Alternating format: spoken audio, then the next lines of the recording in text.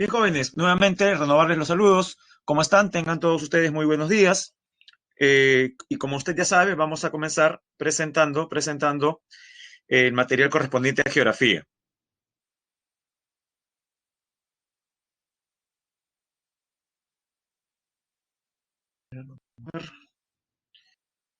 Vamos a trabajar el día de hoy varios temas. Uno de ellos, y el inicial, es acerca de la forma como está dividido administrativamente el territorio peruano, lo que más se conoce como división política del Perú. Es el título general que suele tener este tema, división política del Perú. Bien, veremos después lo que es la descentralización, ¿no? Diferenciarlo ligeramente de un concepto que se usa como sinónimo, regionalización.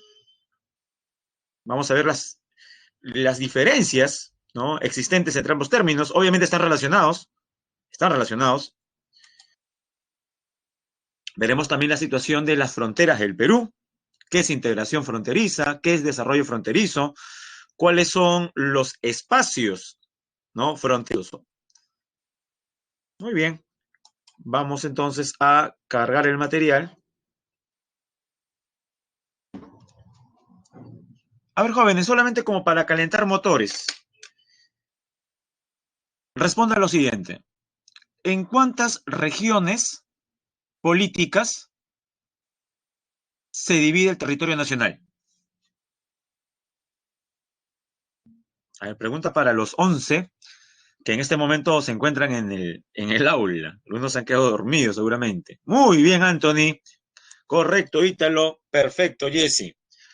No se debe olvidar, 25 regiones. 25 regiones. Político-administrativas, si quiere, 25 regiones políticas, 25 regiones administrativas, o no hay problema si le llama 25 regiones nada más. No creo que si hablamos de 25 regiones, algún despistado pueda confundirlas y decir, no, profesor, hay un error. No son 25 regiones, son 3: costa, sierra y selva, profesor. Obviamente nos referimos a regiones políticas, ¿no? Costa, sierra y selva es una división en grandes regiones naturales. Chala, Yunga, Quechua hasta Omagua es división en 8 pisos altitudinales, o desierto del Pacífico, mar tropical, selva alta, Puna y los Altos Andes, bosque seco ecuatorial, más bien correspondería la división en 11 ecorregiones. Entonces no hay que confundir, ¿ya? Obviamente hoy día nos vamos a referir a regiones político-administrativas, ¿ya? Para no estar diciendo cada rato político, ¿ya? Recuerda que depende mucho del contexto. 25 regiones. Muy bien. Y esto es más difícil, jóvenes. Está en su boletín, está en su boletín. No lo hemos agregado aquí en el PPT, porque es un dato menor, pero está en el boletín. ¿Me puede decir a partir de qué año iniciamos el actual proceso de descentralización? Una pregunta más difícil, más rebuscada. La responderán aquellos que primero hayan leído su material de esta semana 16, y no solamente leído, sino que hayan subrayado, hayan resaltado esa información. Correcto, Mariel. ¿Ya?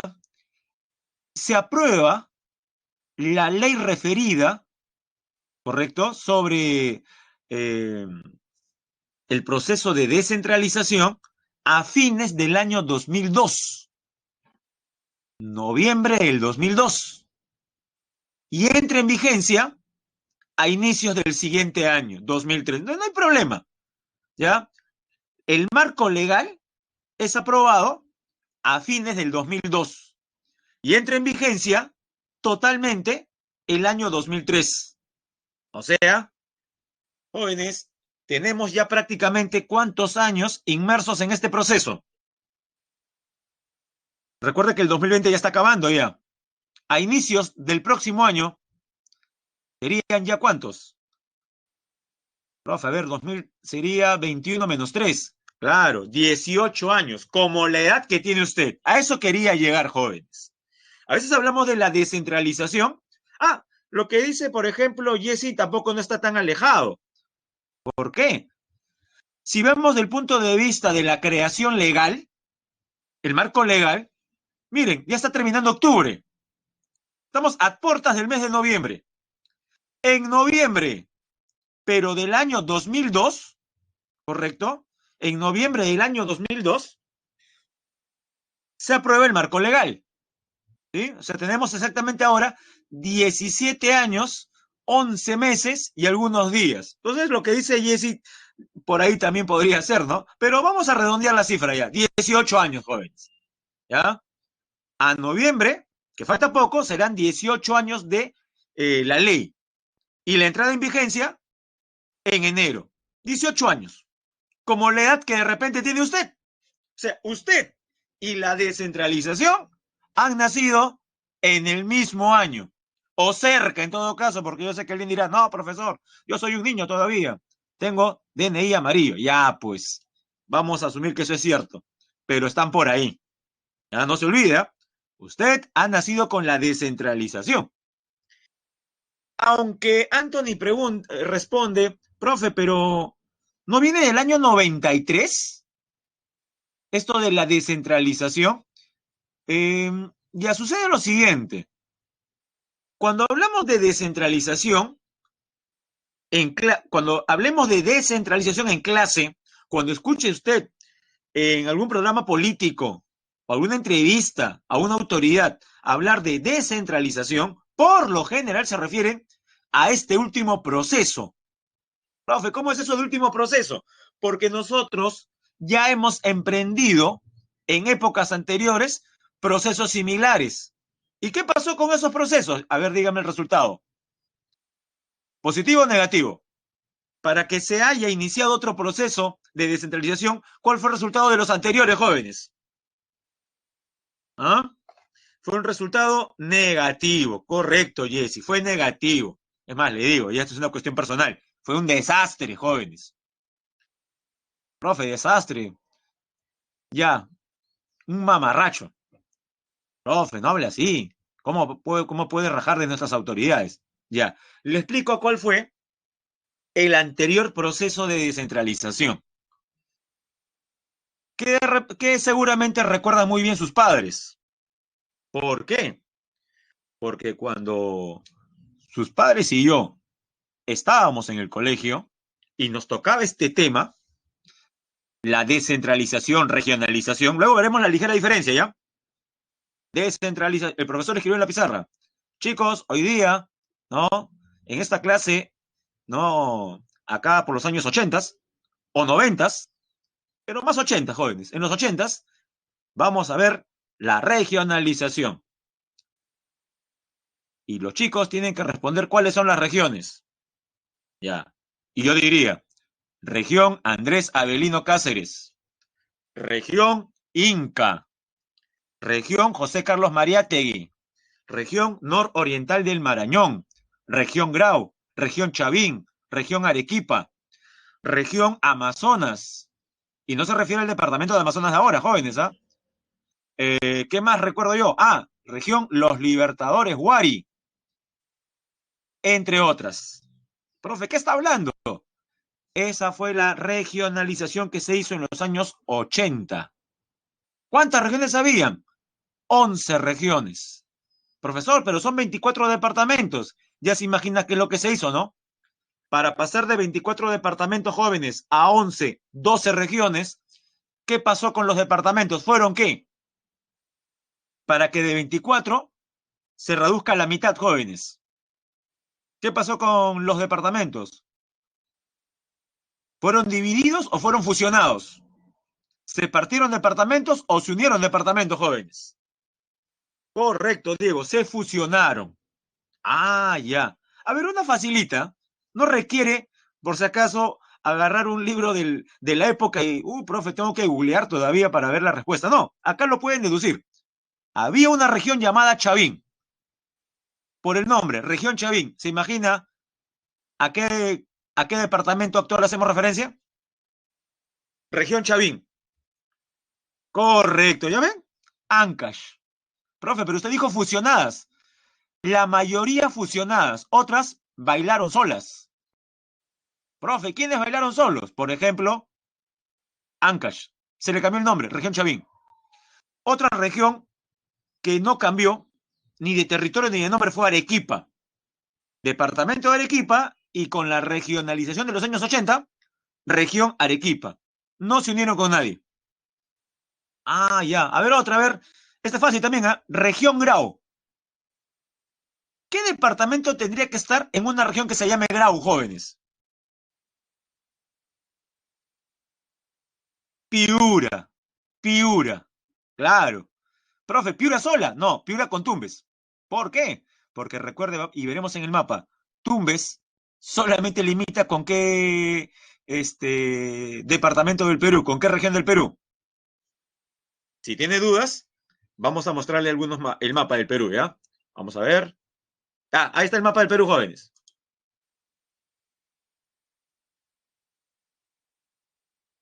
Ubique Tumbes. ¿Lo ubicó, no? Tumbes solamente limita con Piura. No limita con Lambayeque, no limita con Cajamarca. Profe, pero limita también con Ecuador, pero es otro país. Tumbes, en cualquier proceso de regionalización, está condenado a fusionarse con Piura por razones geográficas. Bueno, Tumbes y Piura fueron unidas a la fuerza y se creó la región Grau. Una última, jóvenes, una última, una chiquita, ¿no? Porque dirá, profe, pero eso viene, no, no va a venir. Entonces, ¿por qué no se explica eso? Para que entienda cuál ha sido el derrotero durante la última etapa de esta república, que está próxima a cumplir 200 años, con respecto a este problema. ¿Profe, es un problema? Por supuesto. Uno de los principales problemas que ataca a cada gobierno republicano, o sea, al Estado peruano, era, profe, la corrupción. Sí, la corrupción es un mal endémico. En tiempos actuales, la inseguridad ciudadana también. El narcotráfico, es verdad. La falta de civismo también es verdad, aunque eso es más a nivel social.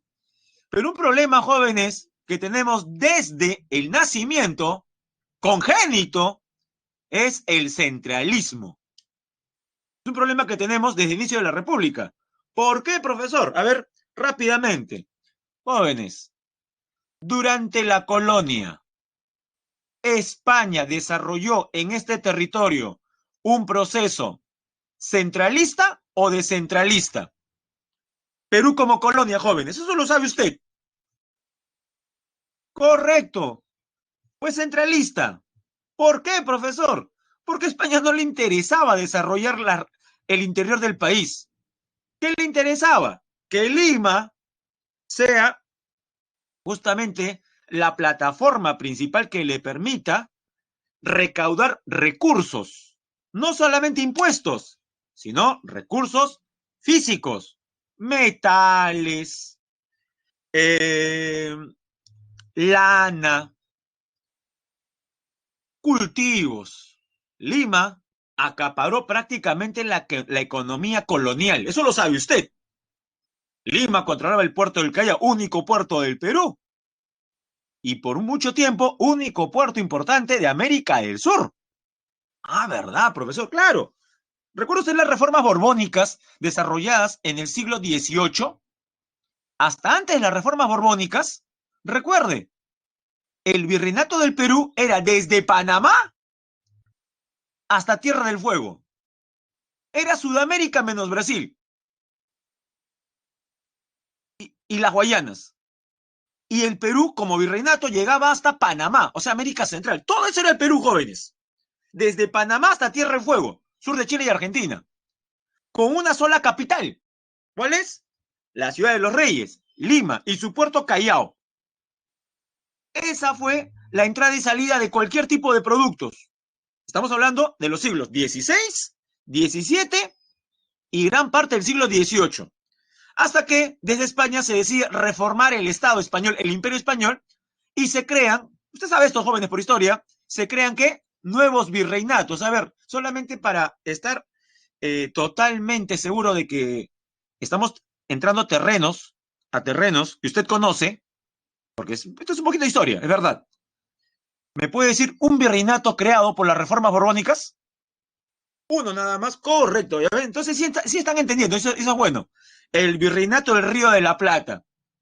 Pero como había otro más también, correcto, Anthony, y también el del norte, el de Nueva Granada. Se crean estos dos virreinatos. Profesor, ¿y de dónde sacan territorio? A partir del virreinato del Perú. Vale decir, el virreinato del Perú no va a conservar ahora su mismo tamaño o el tamaño que tenía, sino que va a ser menor. El norte ahora se llama Nueva Granada y el sur se llama Río de la Plata. Y en el centro sí, el virreinato del Perú como usted lo conoce. Profe, ¿y qué pasó con cada virreinato creado? Va a manejar sus propios puertos, por ejemplo, el del Río de la Plata, el puerto de Buenos Aires. Nótese. Entonces, a nivel sudamericano, el Callao ya no tiene monopolio. Pero a nivel nacional, a nivel del virreinato del Perú recortado, el Callao es el único puerto. Ahí tiene usted la característica centralista. Hasta que llega jóvenes la época de la independencia. 1821 y la derrota final de los españoles en 1824 con las gestas de Junín y Ayacucho. Muy bien, eso lo sabe también usted. Ahora bien, cuando nuestros padres, ¿no? Los Unanue, los Sánchez Carrión, los Luna Pizarro, ¿ah?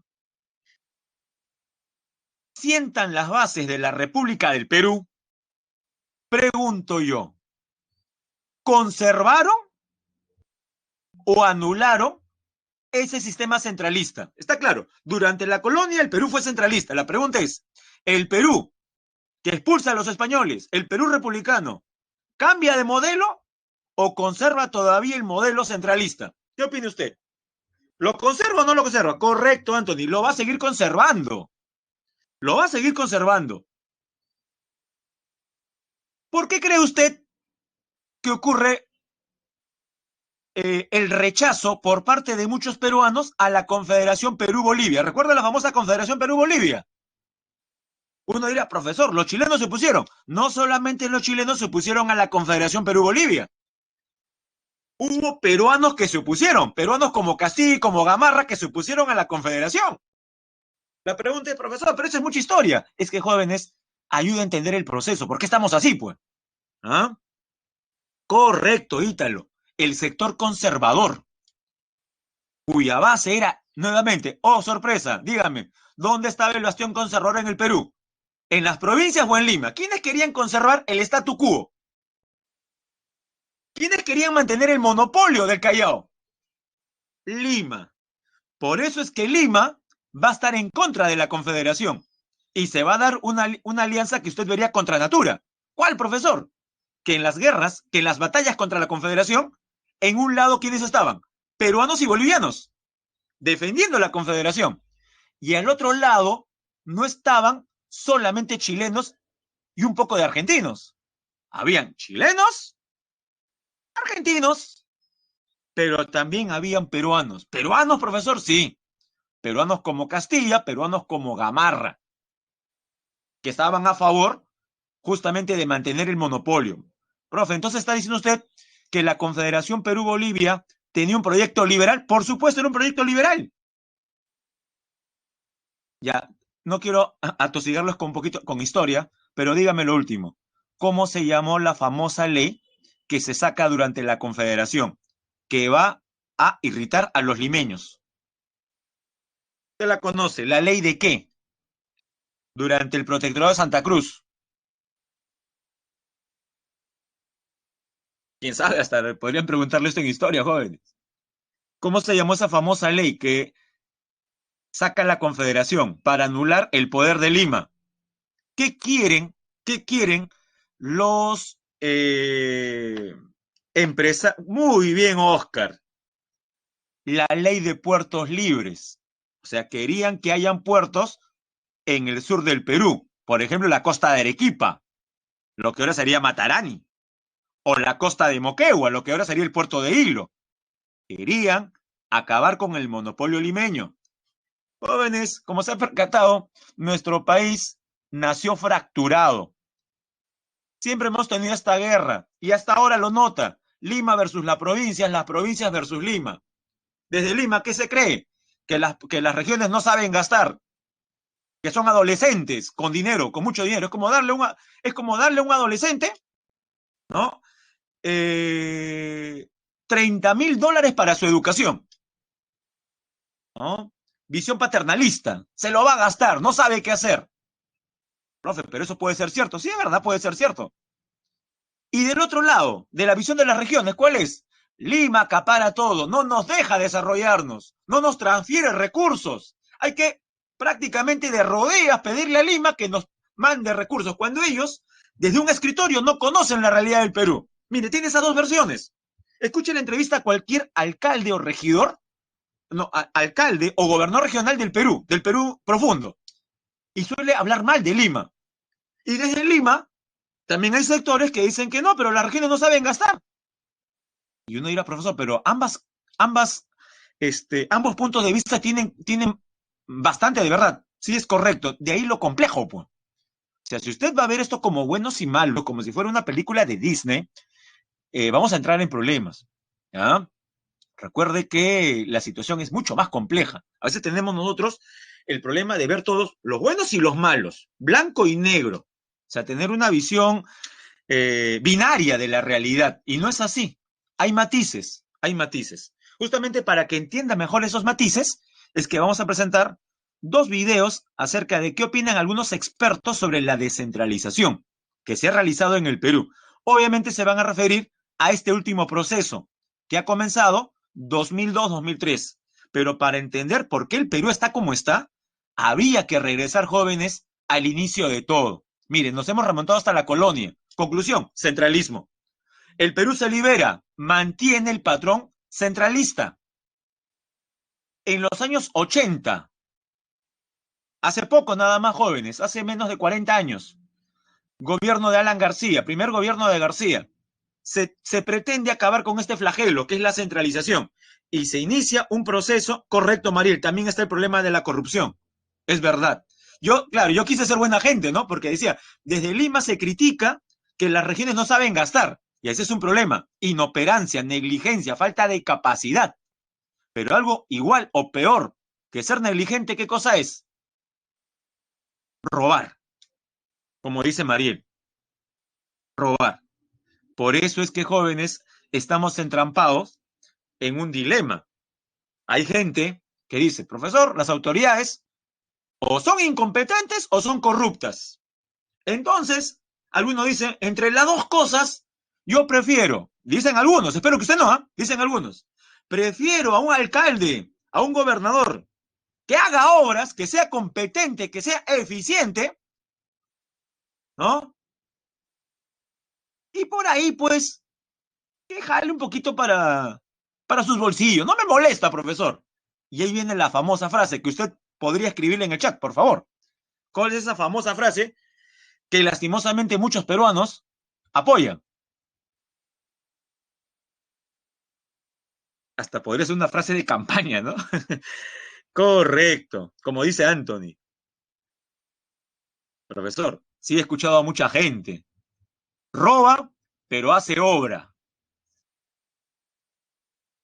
¿Ha escuchado eso alguna algún ciudadano? O sea, una persona que tiene derechos y deberes políticos, una persona mayor de 18 años. Era, profe, lo escucho varias veces. Espero que no lo haya escuchado dentro de su familia. Sería triste que en su familia alguien piense así. Roba, pero hace obra. Profe, es resignación. Bueno, habría que comprender a esas personas también, ¿no? ¿Por qué llegar a esa triste conclusión? Roba, pero hace obra. Ah, bueno, Jessica, qué bien que Jessie esté rodeada de, al menos en estos temas, de personas que no han claudicado espiritualmente. Jessie dice, profesor, nunca he escuchado a ninguna persona decir roba pero hace obra. Diego tampoco. Muy bien. Bueno, eso es, al menos, yo no los conozco, pero puedo asegurar que en su familia, cuando han hablado sobre estos temas, nadie se ha resignado diciendo ello, ¿no? Roba pero sobre. Yo lastimosamente sí lo he escuchado varias veces, ¿ah? En el mercado, jóvenes, hasta en conversaciones con profesionales, personas egresadas de la universidad, aceptando, roba pero hace obra. Oscar menciona, profesor, en el gobierno de Castilla seguramente también fue así. Yo creo que habría que preguntar en qué gobierno no ha sido así, ¿no? ¿En qué gobierno no ha sido así? Y de repente nos vamos a demorar y hacer un estudio analítico para llegar a algún gobierno. Por ahí se me ocurre, de la última época, el gobierno de transición de Valentín Paniagua, luego de la caída de Fujimori, entre el 2000 y el 2001. Otros dirán, profe, no cuenta porque fue de transición. Además, solamente gobernó un año. Y seguramente si hubiera estado 4 años más, también robaba. No creo yo, la verdad, pero bueno. Lo mismo pensábamos de Cáceres, ¿no? El héroe de la Breña. Y miren lo que pasó, el contrato Grace. Los ferrocarriles por 66 años. El gran Cáceres, mire, firmando un acuerdo que fue pernicioso para el Estado peruano. Pero bueno, a otro personaje interesante es José Luis Bustamante Rivero, del cual yo tengo mucha simpatía, ¿no? Pero en su gobierno sí hubo cosas poquito enredadas, vamos a llamarle. Pero bueno, jóvenes, no vamos acá a... Ese tipo de situaciones no tienen una respuesta contundente acerca de de tales o cuales presidentes. Pero lo que sí podemos afirmar es que la mayor parte de gobiernos en el Perú han tenido estas características. Y me voy a centrar en el tema. Han sido gobiernos que han desarrollado justamente eh, tendencias centralistas. El primer gobierno de García intentó acabar con esto. Como ya lo respondió usted, fue el resultado negativo. ¿Por qué, profesor? Ya recuerda esas regiones. Andrés Avelino Cáceres, región Inca, región Chavín, región José Carlos Mariátegui. ¿Qué pasó? Fueron disueltas. ¿Por qué? Porque no cumplieron las expectativas. Se juntaron departamentos por juntar. Para que tenga una idea de qué fue lo que se hizo mal. Mire el mapa, ¿qué le parece? ¿Ah? Y antes de leer el mapa es correcta la invitación que les extiende Mariel. Lean el libro, ¿no? Historia de la corrupción en el Perú. Profe, me suena, claro. Cuando hicimos la clase de corrupción en cívica, yo les presenté eh, la ponencia del señor José Ugas, en esos tiempos, presidente de Transparencia, la principal ONG contra la corrupción a nivel mundial, donde hablaba acerca de este libro, ¿no? De Alfonso Quirós, ya fallecido. No sé si lo recuerdan, allá por la semana creo que 5 o 6, mostramos un video donde se hablaba acerca de este libro, Historia de la Corrupción. Bueno, era la presentación del libro en la feria. Bien, observen el mapa. ¿Ubica la libertad? Creo que sí, ¿no? ¿Todos han ubicado la libertad? Están con nombres, jóvenes y flechas, ¿ah? Ya, todos ubicaron la libertad. Dígame, la libertad por el este, ¿con quién limita? La libertad por el este, ¿con quién limita?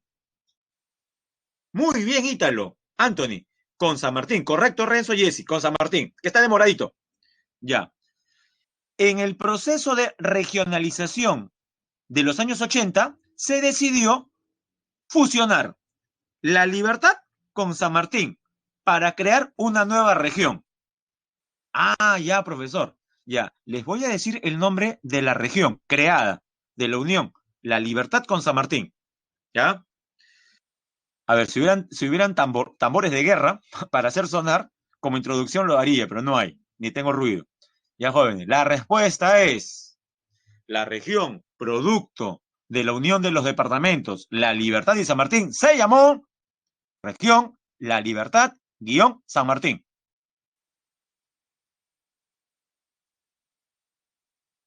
Ya. Puede reaccionar como usted mejor lo quiera, jóvenes. ¿Ah? Ya. Creo que con este último ejemplo ha quedado claro por dónde falló este proceso. No se trata, jóvenes, como un rompecabezas o legos, juntar por juntar. No sé si a usted le ha pasado cuando ve a su hermanito jugando los Legos y agarra una pieza y otra pieza y a la fuerza quiere que se junten. Y usted ve pues que no corresponde, ¿no? No corresponde, o el rompecabezas. ¿Y qué hace su hermanito?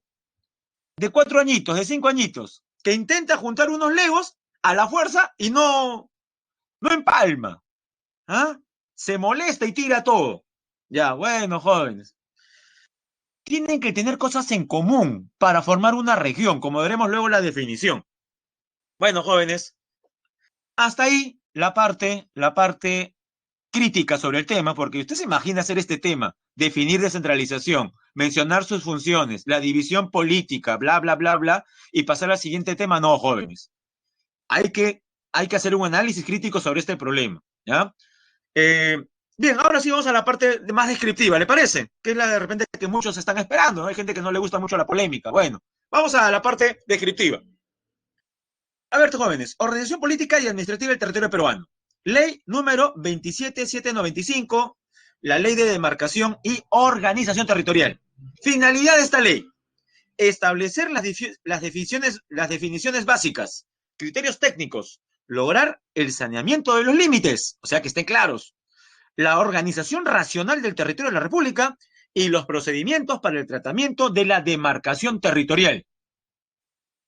Entonces, en base a esto, el Perú se divide en 25 regiones, 24 departamentos. Uno dirá, profesor, pero es una cifra muy parecida, ¿sí? 196 provincias, y usted vive en una de ellas, en Lima. 1874 distritos, y usted vive en uno de ellos. En mi caso, San Martín de Porres, usted de repente vive en Miraflores, otros en San Juan del Lurigancho, dentro de Lima. También hay aquí alumnos que nos acompañan desde provincias. Ya, en estas circunscripciones, ya, se constituye y organiza el Estado y el gobierno. El gobierno, tanto a nivel nacional, o sea, todo el territorio, a nivel subnacional. A nivel subnacional hay dos niveles. ¿Cuáles son? El regional y el local. Jóvenes, al gobierno local, también ¿cómo se le conoce? ¿Gobierno qué? ¿Gobierno local o gobierno municipal? Correcto, digo. El gobierno local es el gobierno municipal, que a su vez se subdivide en qué? Provincial y complete. Lo último que sería como la célula ya del Perú. ¿Cuál sería la célula del Perú? Los distritos, distrital. Entonces no se olvide. Local es municipal, acostumbre, local es municipal, conforme a sus competencias y autonomías propias, preservando la unidad e integridad del Estado y la nación. Como vimos en el tema de Estado peruano, una de las características del Estado peruano justamente es ese, ¿no? Que ninguna parte, ninguna entidad subnacional puede proclamar su independencia o su separación del territorio. Muy bien, ahí ve las 25 regiones.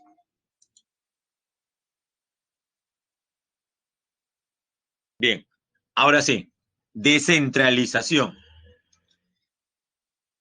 ¿Qué es la descentralización? Según el artículo 188 de nuestra Constitución, es una forma de organización democrática y constituye una política permanente de Estado. Esto es crucial, jóvenes. En toda definición de descentralización, tiene usted que mencionar que esto es política de Estado. No se olvide, política de Estado. ¿Y por qué permanente? Permanente en el tiempo. Vale decir, ¿qué pasaría si el gobierno que usted va a elegir el próximo año decide, ya instalado en el poder, eh, suprimir el proceso de descentralización? O sea, que las regiones y las municipalidades no tengan ni un cobre como propios recursos, sino que Lima acapare nuevamente más del 95% de todos los recursos. Ya, si algún gobernante futuro hace eso, sería inconstitucional, es ilegal.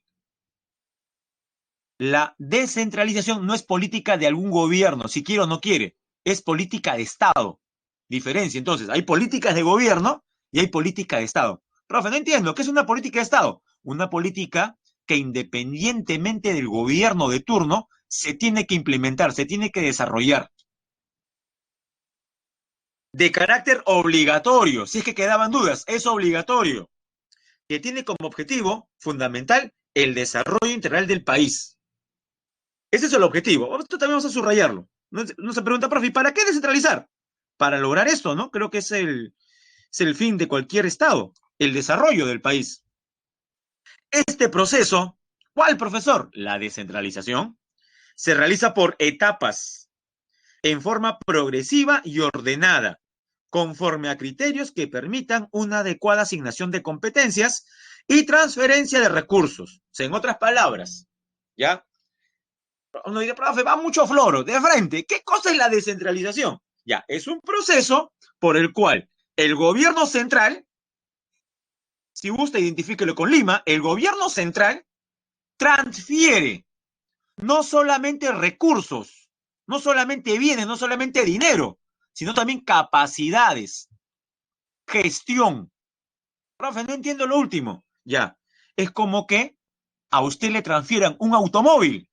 Dice, qué bacán, tengo un automóvil, pero no tiene la capacidad ni el permiso para manejar un automóvil. Por alguna razón, a usted no se le permite sacar un brevete.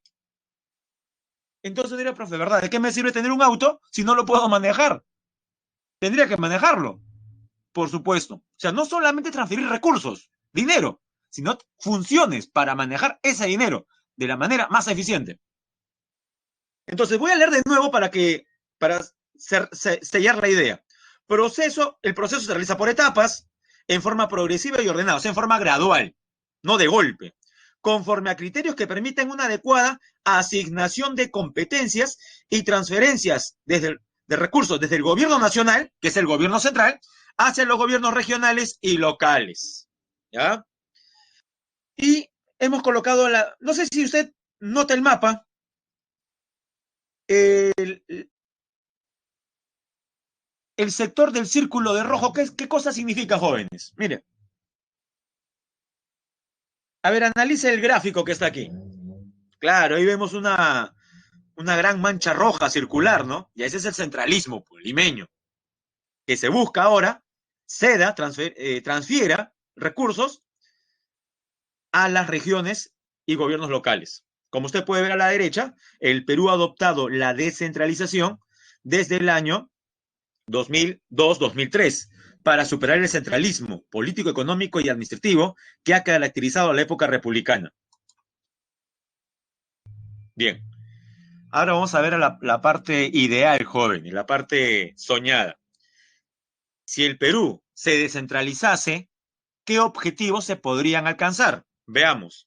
A nivel político, unidad y eficiencia del Estado mediante la distribución ordenada de competencias, participación y fiscalización de los ciudadanos en la gestión de los recursos, de los asuntos públicos. A nivel económico, desarrollo económico autosostenido y de la competitividad. Dos, disposición de la infraestructura económica y social. Redistribución equitativa de los recursos. Y no se olvide lo primero, desarrollo económico y autosostenido. Administrativos, modernización y eficiencia de los procesos y sistemas de administración. Y asignación de competencias que evite la innecesaria duplicidad de funciones. Sociales, educación y capacitación, orientadas a forjar un capital humano, o sea, mejorar las destrezas de los trabajadores. Participación ciudadana, incorporación de las comunidades nativas y campesinas al desarrollo, promoción del desarrollo humano, el IDH, y ambientales, ordenamiento territorial y del entorno ambiental, y gestión sostenible de los recursos naturales. Ya, profesor, eso que he explicado ya ha ocurrido en el Perú. Yo le hago una pregunta.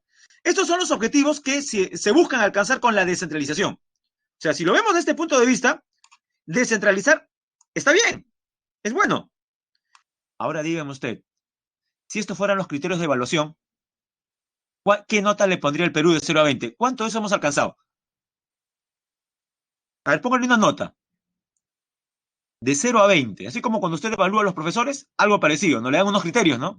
El profesor explica bien en clase, el profesor satisface las dudas, el profesor, ya, lo que sea. Ya, igual. Así como usted resuelve una encuesta para evaluar a los docentes, haga de cuenta que estos son los criterios para evaluar al Estado peruano. O sea, para evaluar el proceso de descentralización.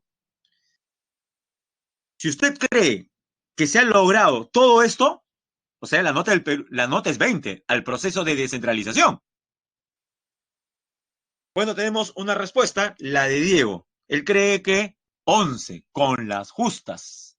Con las justas. ¿No? Eh, yo también estoy cerca de la cifra, pero en mi caso creo que el resultado es desaprobatorio todavía. Lo cual no implica que haya que centralizar. Uno diría, profe, entonces, si la descentralización es un fracaso, hay que volver a centralizar. Yo no creo eso, ¿eh?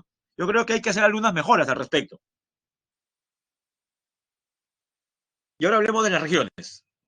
¿Qué son las regiones? Ah, dígame, ¿la descentralización es igual a regionalización? ¿Qué dice? ¿Sí o no? ¿Son sinónimos? No es lo mismo. No es lo mismo. Diferencias. La regionalización, o sea, dividir el Perú en regiones, es una forma, es una manera, es una modalidad de descentralizar. Ejemplo, ¿acaso en Estados Unidos tenemos regiones? ¿Cómo se divide, jóvenes, administrativamente la primera potencia del mundo? ¿En qué se divide Estados Unidos? ¿En 50 qué? Estados federales. O sea, ellos han optado por la federalización. No es lo mismo, profe. Y entre la federalización y la regionalización, ¿cuál es más intensa? La federalización. Yo les puse un montón de ejemplos cuando hicimos estructura del Estado peruano, que por ejemplo en Estados Unidos, estados como California o Texas manejan su propia legislación, cosa que no pasa en el Perú. Nuestras regiones no tienen esa capacidad. Bien. ¿Qué son las regiones? Son unidades territoriales geoeconómicas sostenibles. ¿Ya? Esto es importante, ¿ah? Unidades territoriales geoeconómicas sostenibles, con diversidad de recursos sociales e institucionales, integradas a nivel histórico, económico, administrativo, ambiental y cultural. Cuando dice con diversidad de recursos, mire el mapa. A ver, yo le voy a preguntar por una región y usted me dice, según el mapa, cuáles son estos recursos, cuáles son estas potencialidades que tiene. A ver, se me ocurre, ya, jóvenes, Loreto. Según el gráfico, ¿cuáles son esas tres potencialidades?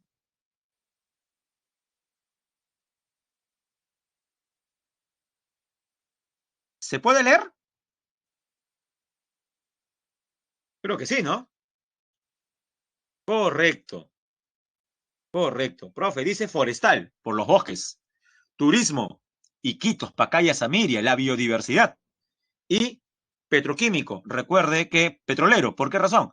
Recuerde que el departamento, la región más petrolera del Perú es Loreto. Ahí se inicia el oleoducto norperuano, que termina en Piura. ¿Ve? A ver otra. Cusco. ¿Cuáles son sus potencialidades? ¿O son idénticas a las de Loreto? En el Cusco, ¿cuáles son esas tres? Minería, artesanía, turismo, Machu Picchu, por ejemplo. ¿Eh? Minería, Antapajay. Y una más, a ver. Pasco, jóvenes, ¿cuál sería? Pasco.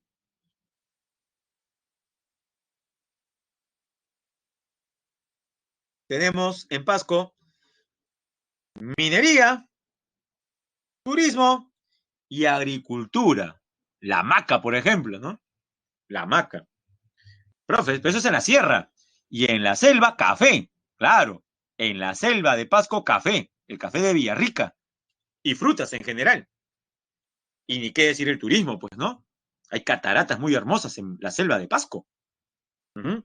O la provincia de Oxapampa, jóvenes, ¿no? Sí, también hay hoja de coca, es verdad. Entonces ya sabe a qué se refiere con unidades geoeconómicas sostenibles.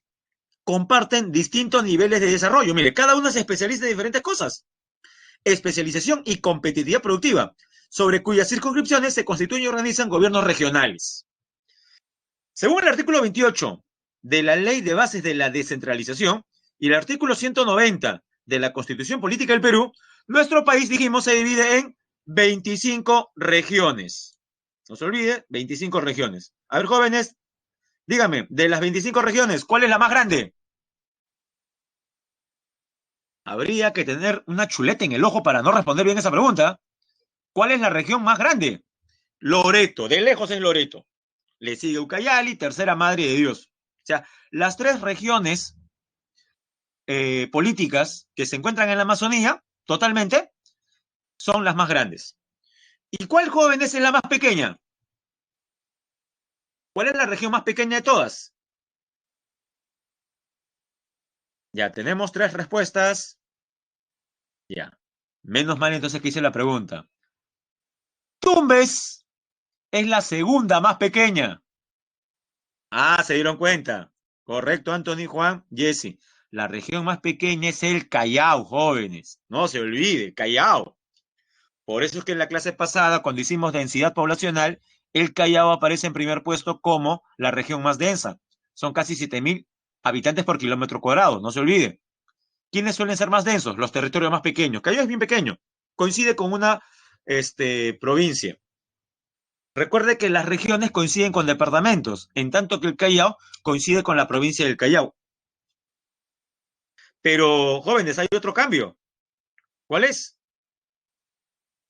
Que aparte de las 25 regiones, tenemos la provincia de Lima. Como dice aquí, mire, no se olvide, la provincia de Lima no pertenece a ninguna región. Dirá, profe, no entiendo. A ver, preguntas previas. Yo le voy a mencionar una región y usted me dice la ciudad capital, ¿le parece? Ya, comienzo. Loreto, capital. ¿Cuál es la capital de la región Loreto, jóvenes? Muy bien, Iquitos. Ya, la segunda.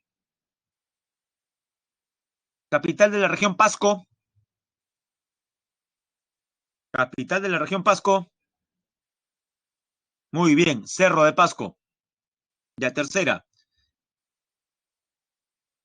Capital, jóvenes, de Amazonas, allá en el norte, frontera con Ecuador.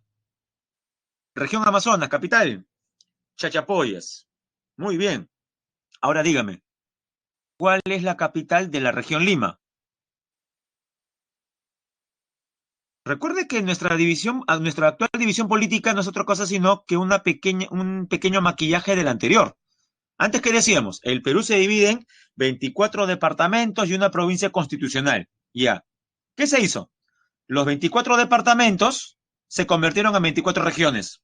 Y la provincia del Callao también adquirió rango de región. 24 más 1, 25. Estas son las 25 regiones. Entonces uno diría, profe, no ha habido mucho cambio. Casi lo mismo. Sí, pues. El departamento del Cusco, región Cusco. El departamento de Loreto, región Loreto. El departamento de La Libertad es región La Libertad. Mismo tamaño. Ya. Tenemos las respuestas entonces. Tres respuestas. Jesse, Mariel y Joshua han respondido que la capital de la región Lima es la ciudad de Lima. Ya, eso es falso. ¿Por qué? Jóvenes, lo he puesto en una elipse azul. La provincia de Lima, la capital del Perú, no pertenece a ninguna región. Ni siquiera la región Lima. ¿Sí escuchó bien? La provincia de Lima no es parte de la región Lima. Entonces, si la provincia de Lima no es parte de la región Lima, no puede ser su capital. Ya. Ahora sí, ha tenido tiempo hasta para googlear, jóvenes. ¿Cuál es, entonces, la capital de la región Lima?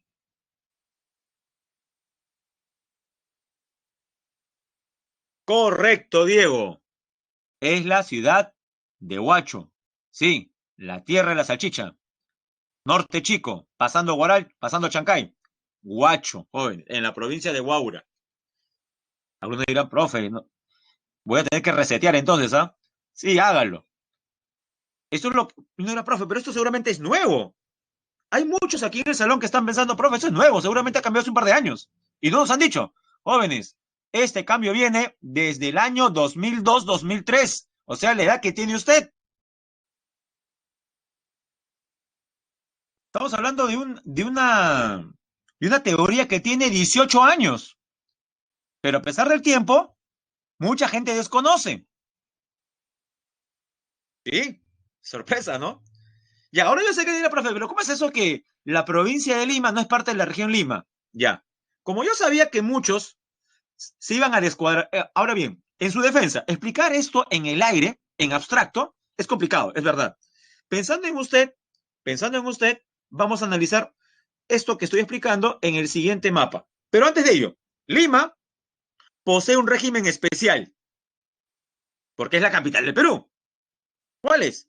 El alcalde de la Municipalidad Metropolitana de Lima, en este caso, el señor Muñoz, ejerce las competencias y funciones de un gobernador regional. O sea, quien es alcalde de Lima es un superalcalde, por así decirlo. ¿Por qué? Porque tiene funciones como alcalde y también funciones como gobernador regional, aunque no se le dice gobernador, se le dice alcalde, pero tiene también funciones de gobernador. Ya, ahora espero que con este mapa entienda la diferencia. Ya mire, lo que usted ve aquí de color melón es lo que antes decíamos el departamento de Lima. ¿No? Está el departamento de Lima. Ya. Sobre el departamento de Lima se ha creado la región Lima. Es todo esto, mire. Todo lo que estoy señalando con el puntero, afuera. Y uno dirá, profe, ¿qué es la región Lima? Ya, le ayudo. La región Lima, por ejemplo, es Cañete. ¿Ya?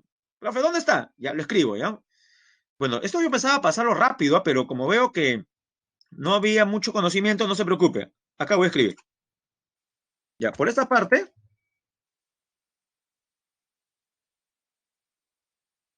está, Cañete.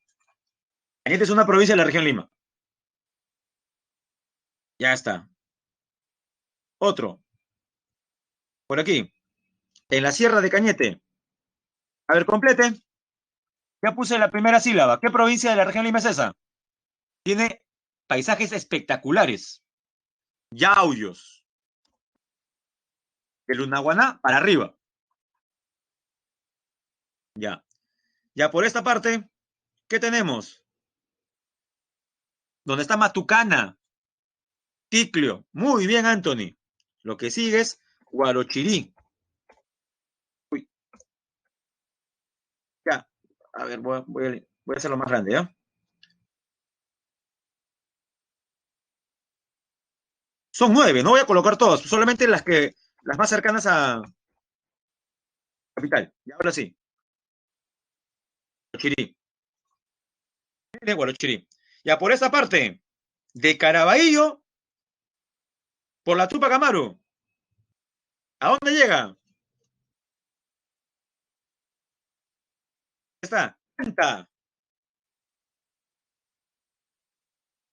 Y por el norte, saliendo de Lima, por Puente Piedra.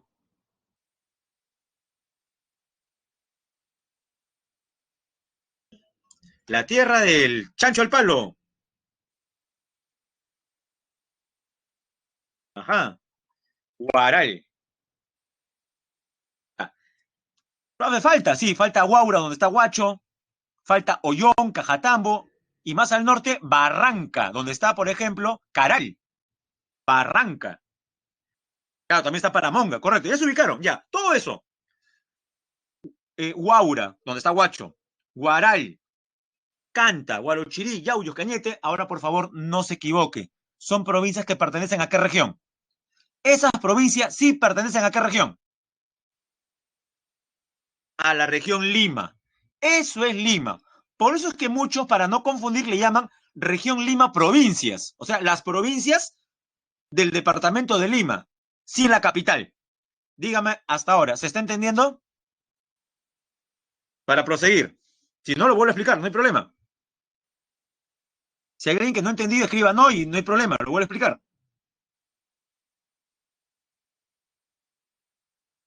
Bien, asumo que Ya, explico de nuevo, ya no hay problema, ya. Última explicación. Entonces, mire, todo esto que ve aquí es lo que denominábamos siempre el departamento de Lima. Ya está, departamento de Lima. Con sus provincias, ¿correcto? Con sus provincias. Ya, cuando se emprende este proceso de descentralización, 2002-2003, se decide hacer lo siguiente. El departamento de Lima pasa a ser la región Lima. Lo mismo que los demás departamentos. Mismo nombre, mismo territorio. Pero con un ligero cambio. ¿Cuál es? Que la provincia de Lima Metropolitana, que es la que usted ve aquí, de un color más suave, dice, profe, ¿no? ¿Cuál es la provincia de Lima Metropolitana? Ya, no se preocupe. Lo voy a marcar de otro color, ya, para que nadie se confunda. ¿Qué color? Ya, verdecito.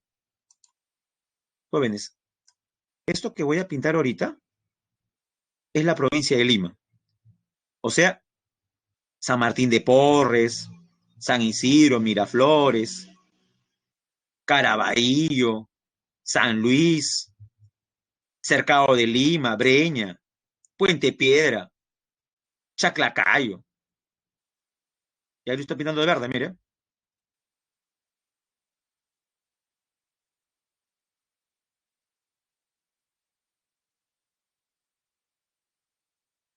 Ya. Jóvenes, clarísimo, está de verde, ¿no? ¿Lo ven, no? Ya. Eso que he pintado de verde, escríbalo. ¿Qué cosa es? Correcto, Diego. Correcto lo que dice Diego. La ciudad de Lima no es parte de la región Lima. Ajá. A ver, a ver, Diego. Ah, ya mi hígado estaba ya a punto de reventar, ya. Menos mal. Broma, broma, ya está. Eh, correcto, Renzo. Lo que he pintado de verde es Lima Metropolitana, la provincia de Lima con sus 43 distritos. Mira, acá está. Con sus 43 distritos. Ya, esta provincia de Lima Metropolitana, de verde, no pertenece a la región que está pintado de rosado, de melón, que es la región Lima. A eso iba. Y ni qué decir de la región Callao es independiente. ¿No? Por tanto, la capital de la región Lima puede ser Lima Metropolitana, jóvenes, si no pertenece. ¿La capital de la región Lima será Lima Metropolitana? No, no lo es. Es una provincia autónoma especial, por ser capital del Perú. De nuevo, ¿cuál es entonces la capital de la región Lima? Se ubica en la provincia de Huaura.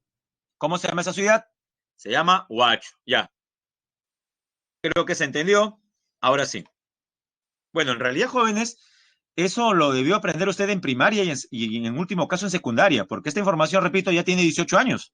No es nueva. Si fuese de hace un par de años se entendería, ¿no? Explicar, pero bueno, ya no vamos a hacer hígado sobre eso. Tratados, jóvenes, tratados con respecto a la frontera de nuestro país. Ya, por favor, no quiero aquí que las lágrimas comiencen a surcar sus mejillas, pero mire el mapa de la izquierda. ¿Qué representa los colores turquesa, verde lima, rosado oscuro, tirando para lila, un amarillo mostaza y el más doloroso, el rojo como la sangre, en el sur? Son los territorios perdidos, cedidos, tanto en guerras como en tratados. Sí, jóvenes, si usted le suma los colores, se parece bastante a qué? Al Perú de inicios de la República. Claro, es el Perú de inicio de la República.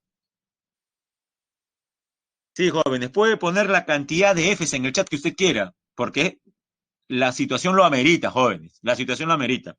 Miren todo lo que hemos perdido. Increíble. Sí. A mí también esta parte es un poquito dolorosa. En verdad, yo también debo admitir que hay ciertos momentos que dan hasta rabia, ¿no? Pero bueno, jóvenes, voy a marcar de color negro el perfil que tenía el Perú antes, pues mire. Un poquito grueso, pero ahí está, para que se note claramente, mire. Esto debimos haber conservado. Así nos independizamos, jóvenes, con este gran tamaño. Tremendo país, ¿ah? Tendríamos casi 2 millones de kilómetros cuadrados. Ahí está. Ay, el litoral sí no cambió.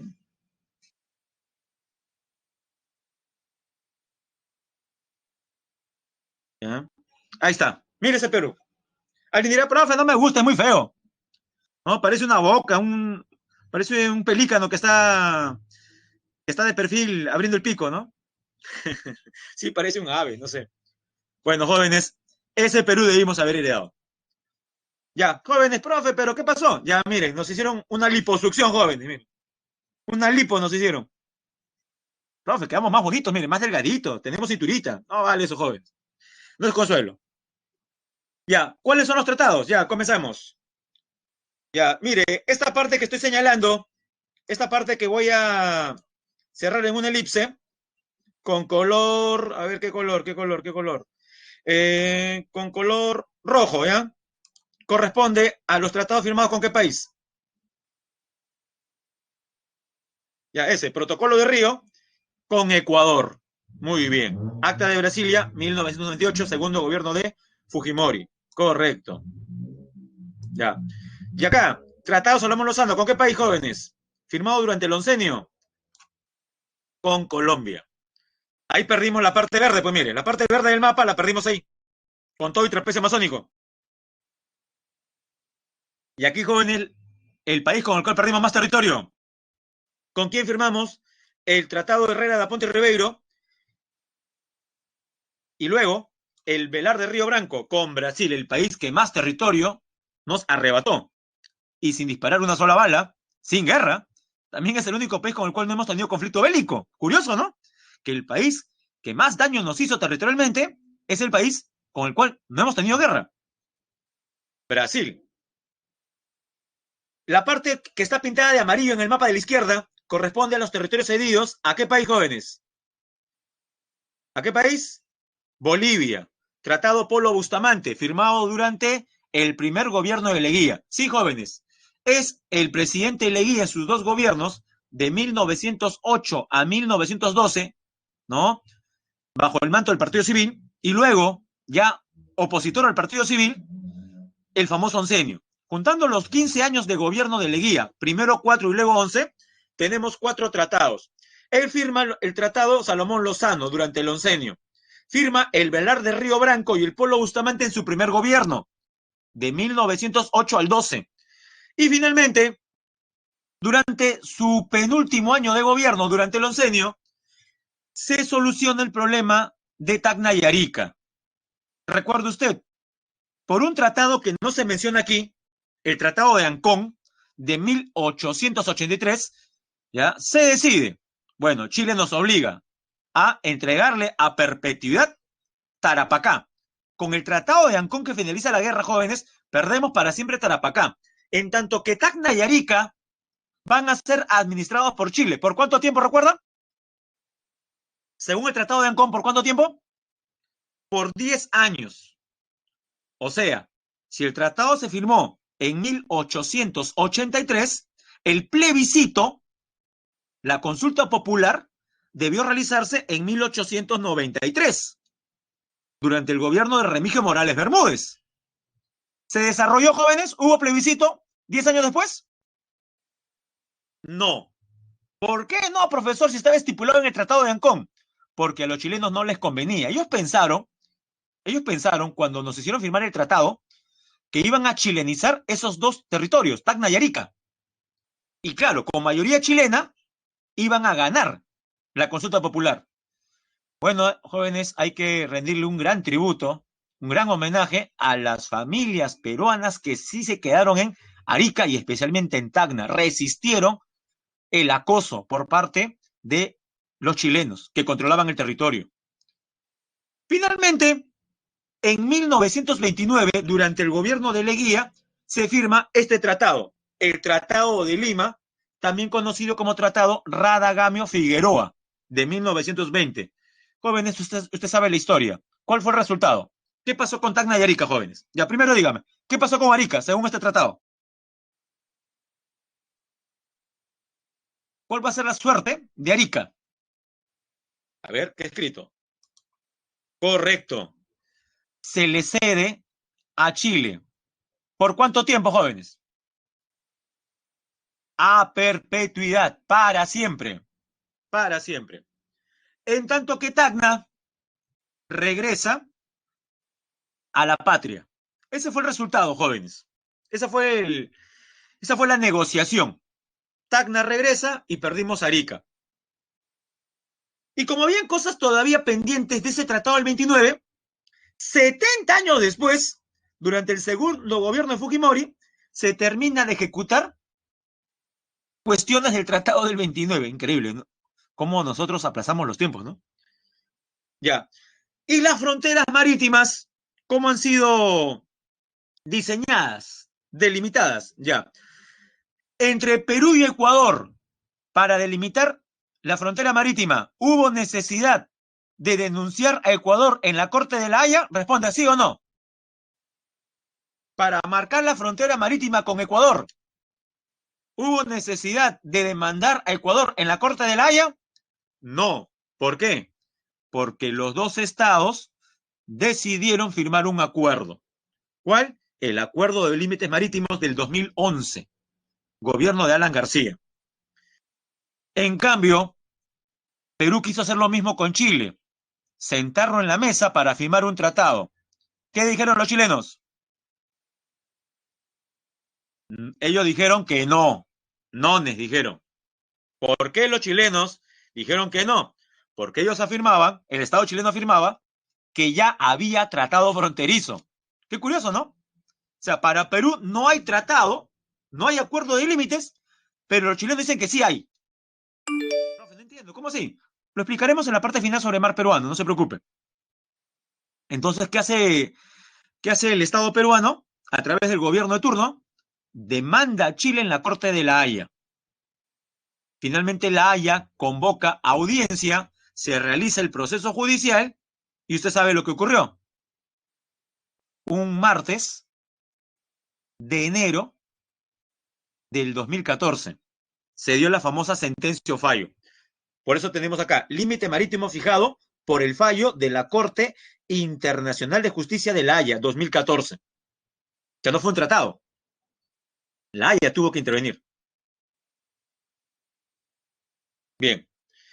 Jóvenes, rápidamente hablemos sobre la frontera. ¿Qué es la frontera? La frontera peruana no constituye solamente la línea que delimita la soberanía nacional. O sea, no es solamente una línea que separa países, sino es el escenario de interacción y actuación compartida.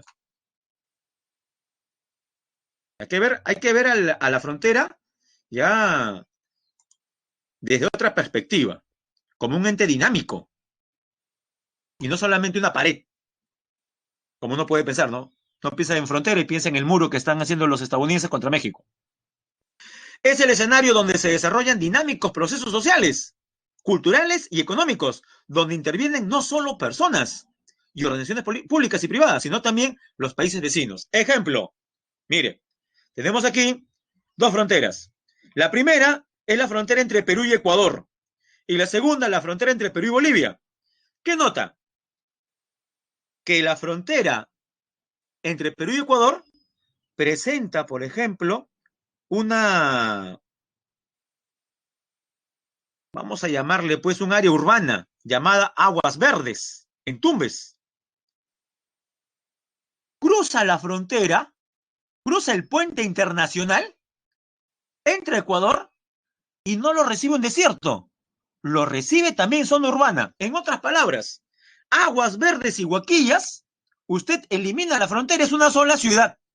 Es una sola ciudad. ¿Alguien me puede decir cómo se les llama a este tipo de fenómenos? Y está arriba. Se llaman conurbaciones. Primero vamos al. Está bien lo que menciona Renzo, por si acaso.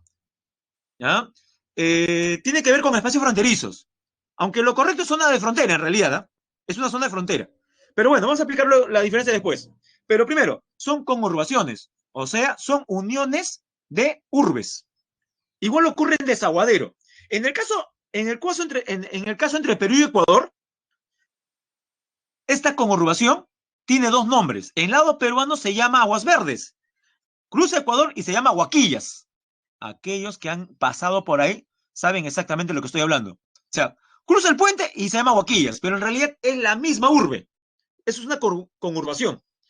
En cambio, en el caso con Bolivia, conserva el mismo nombre. Por eso hablamos de desaguadero peruano, desaguadero boliviano. Conserva el mismo nombre. Ya, ahora sí, jóvenes. Los espacios. Área de frontera, zona de frontera, región de frontera. ¿Qué es el área de frontera? Es la manifestación tangible. No entiendo. Ejemplo, paso de frontera, infraestructura, servicio vinculado a ellos como control y registro de tráfico, servicios complementarios como cambio de moneda, telecomunicaciones, guarnición militar, puesto de vigilancia.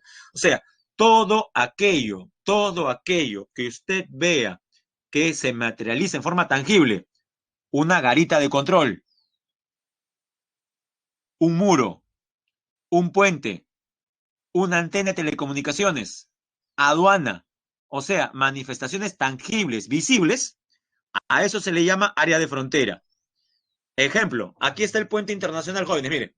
La primera foto es el puente internacional. O sea, antes de cruzar, usted está en aguas verdes. Cruza el puente que tiene ambulantes, como si fuera cualquier puente peatonal por frente a Megaplaza o a Pro. Hay un montón de carpas. Cruza el puente que tiene un montón de ambulantes y ya entró ¿a dónde? ¿No?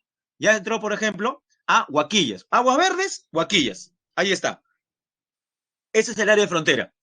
Ahora, el área de frontera, que es la manifestación tangible, no existiría si no hubiese un soporte. ¿Cómo se llama el soporte del área de frontera? Se llama zona de frontera. Es un espacio más extenso que el área, donde existen centros urbanos.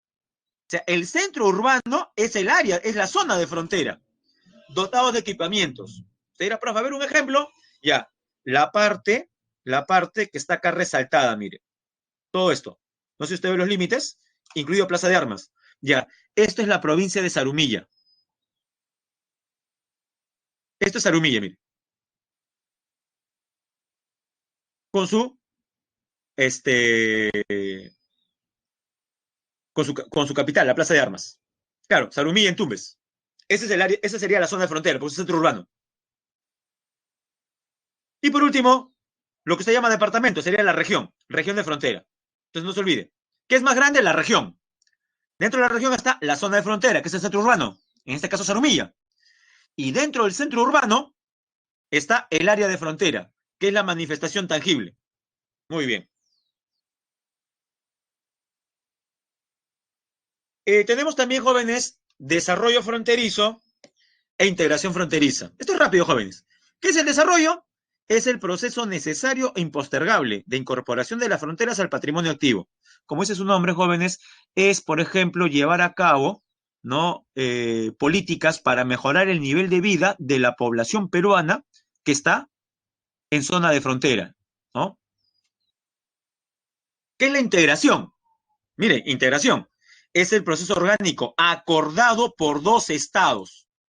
O sea, en la integración tiene que haber acuerdo con el estado vecino, de todas maneras, cuyo objetivo es promover el desarrollo sobre la base del aprovechamiento. O sea, como dice la primera parte, la integración fronteriza no es posible sin el desarrollo fronterizo. Una es condición de otra. Se recomienda, jóvenes, primero que desarrollar la frontera, mejorar el nivel de vida, electrificación, bajar el índice de analfabetismo, construir escuelas. Y luego, ya desarrollada la frontera, mejorado el nivel de vida de las personas, firmar acuerdos con el vecino para fortalecer ese desarrollo. ¿Cómo se llama esa firma de acuerdos? Se llama desarrollo fronterizo. Ejemplo, entre Perú y Ecuador, el proyecto Puyango Tumbes permitirá irrigar 20.000 hectáreas nuevas para agricultores peruanos. Jóvenes, datos sobre el mar territorial. Defensa del mar territorial, usted sabe que tenemos 200 millas desde el 1 de agosto de 1947, gobierno de, y lo mencionaron ustedes, ¿no? Hace un momento, cuando hablé acerca de qué gobiernos o qué pocos gobiernos podrían ser tildados de corruptos. Y algunos escribieron en el chat el gobierno de José Luis Bustamante Rivero, al cual yo le tengo bastante aprecio justamente por este decreto supremo. Recuerda que antes de este decreto supremo, de esta tesis de las 200 millas, el Perú tenía solamente ¿cuántas millas, jóvenes? No solamente el Perú, sino era la norma internacional. ¿Cuánto era el mar territorial, jóvenes, antes de las 200 millas. Muy bien, Renzo. Cerca, Anthony, 12 millas. Solamente 12 millas. O sea, podía pescar frente al puerto del Callao a 13 millas un gran barco ruso, bueno, soviético en esos tiempos, o estadounidense, y llevarse toda la anchoveta peruana, o la mayor parte de la anchoveta. Y nosotros, calladitos, no podíamos hacer nada.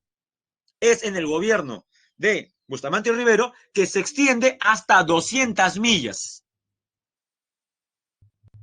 Muy bien, y esto se va a fortalecer con la Declaración de Santiago de 1952. Profe, no entiendo, ¿qué es eso? Chile también proclama 200 millas, Ecuador se une al grupo, y usted dirá, profe, la unión hace la fuerza, sí. Chile, Perú y Ecuador firman en la capital de Chile, Santiago, una declaración llamada Declaración de Santiago, donde reafirman las 200 millas. Es una manera de protegerse ante las potencias, jóvenes. Ya. ¿Qué es la CONVEMAR? Nombre completo, la Convención de las Naciones Unidas sobre el Derecho del Mar. Es un tratado multilateral, de la ONU obviamente, que establece un exhaustivo régimen de ley y orden en los océanos y mares del mundo. Jóvenes, dicho de otra manera, es como la Constitución de los Océanos, auspiciada por Naciones Unidas. Es la reglamentación.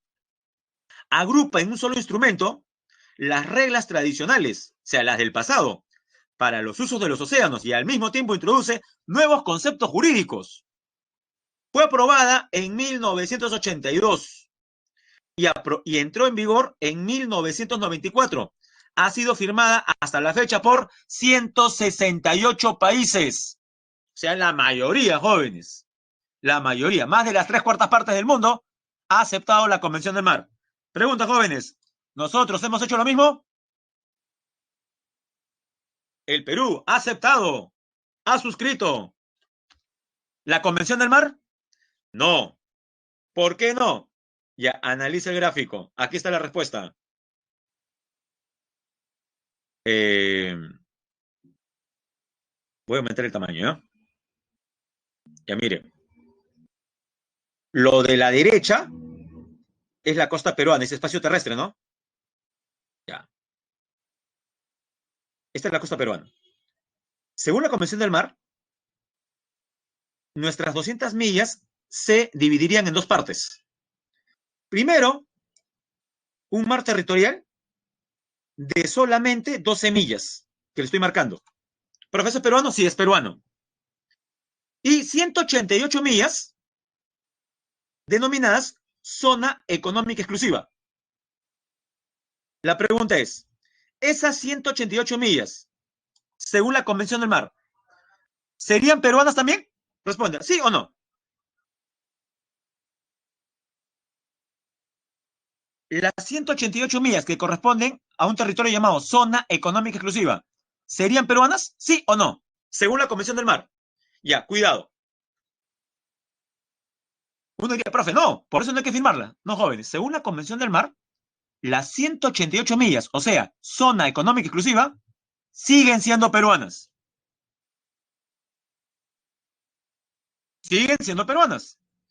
Pero, siempre hay un pero, si el Perú no demuestra capacidad de extracción de los recursos que están en las 188 millas, que es lo que obviamente ocurre, los países de la Convención del Mar tienen el derecho a extraer pota, anchoveta o cualquier otro recurso que ellos estimen conveniente en las 188 millas.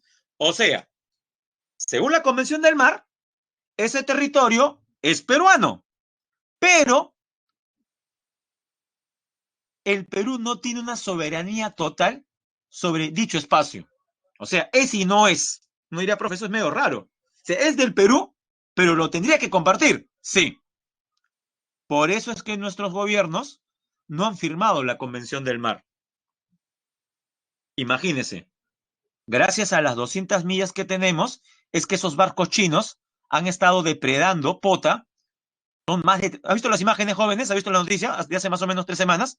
Más de 300 barcos chinos merodeando por los límites de las 200 millas, esperando un descuido para meterse.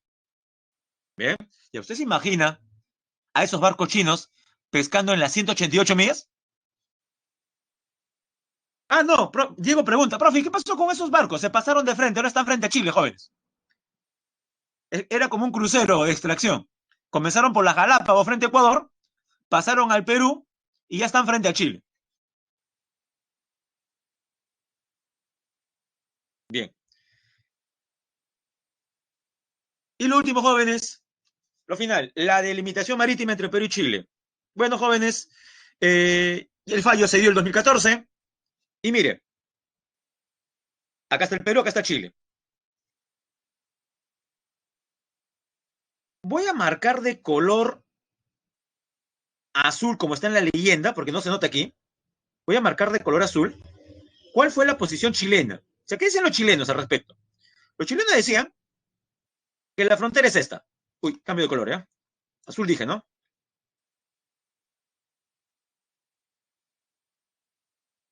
Ya, acá está. Ya está. Mire. Y para abajo. Así. Claro, obviamente, si el país tiene forma de tripa, el mar de Chile también tendría forma de tripa, ¿no? Pero una tripa rectangular, mire. Ya, mire, ahí está. Según Chile, esta era la frontera. Según el Perú, es la equidistante, una diagonal. Lo voy a marcar de rojo. Desde Tacna se marca una diagonal. Lo estoy remarcando, jóvenes, miren. Ya está. Ahí está. Esos son los dos ejemplos. Posición peruana, la de rojo. Posición chilena, la de azul. Finalmente, jóvenes, en enero de 2014, ¿cuál fue la sentencia de la Corte de la Haya? Lo que usted puede ver aquí. Le cede al Perú 21.928 kilómetros cuadrados. Y a Chile, del Triángulo Mayor, 16.352. Dicho de otra manera, jóvenes, del triángulo total que está aquí hay un triángulo, mire, ¿a quién le dio mayor territorio?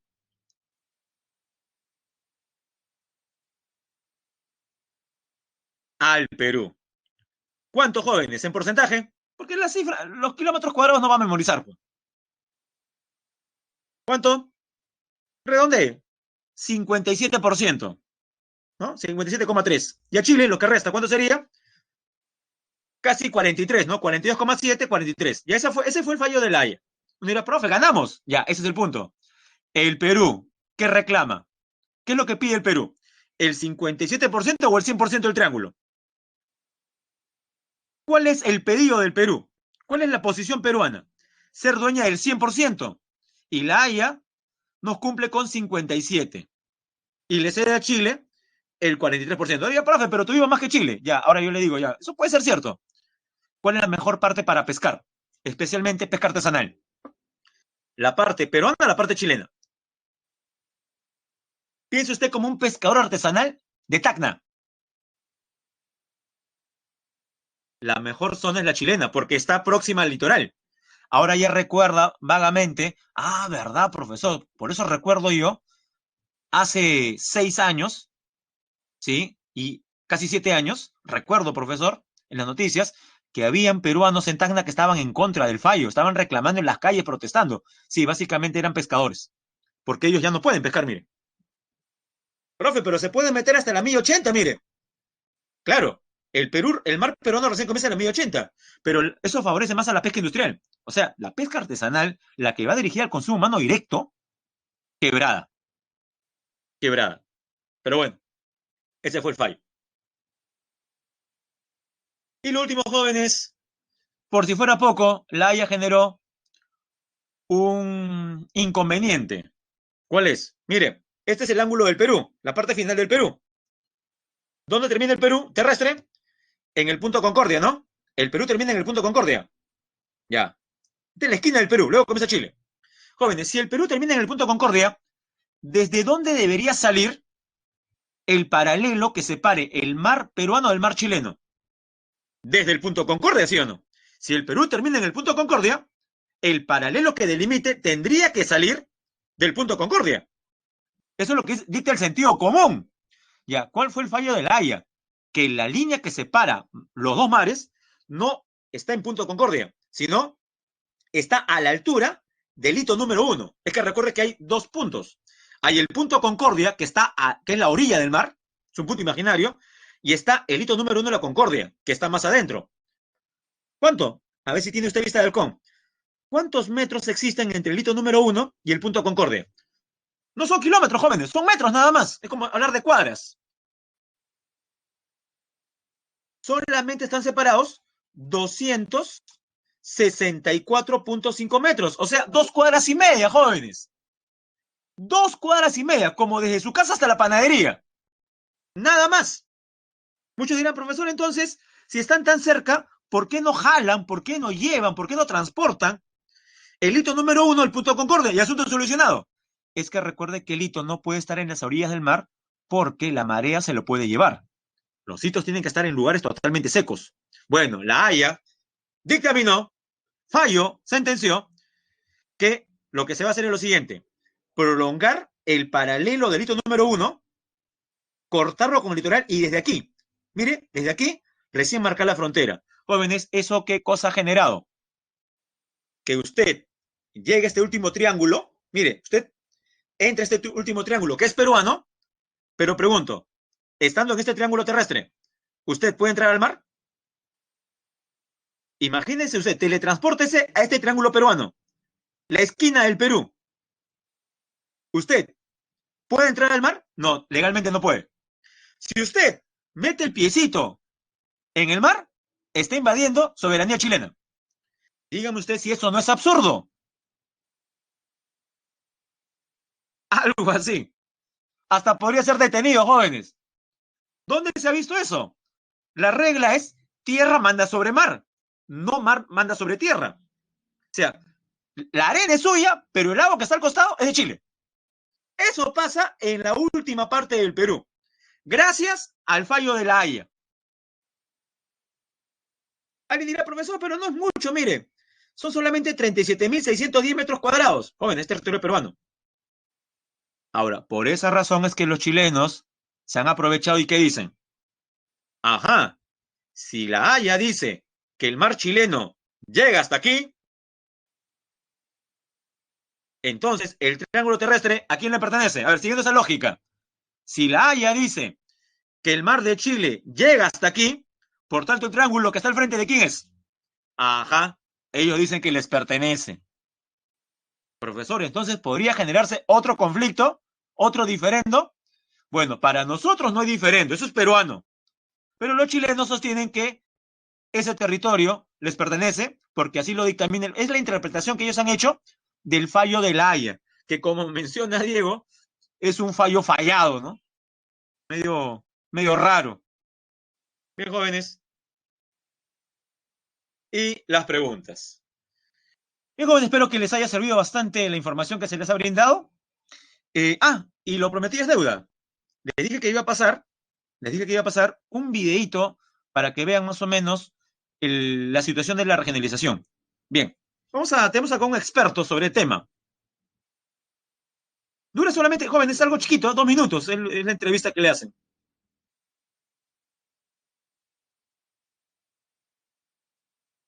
A ver, vamos a compartir.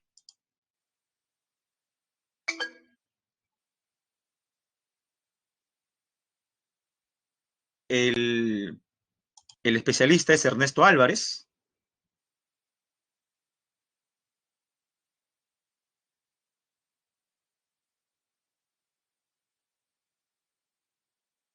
Ya, ahí va.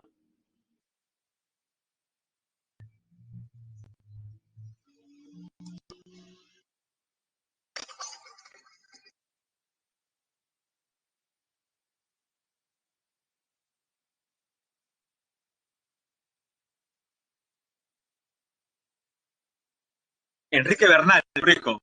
Disculpe, Enrique Bernal.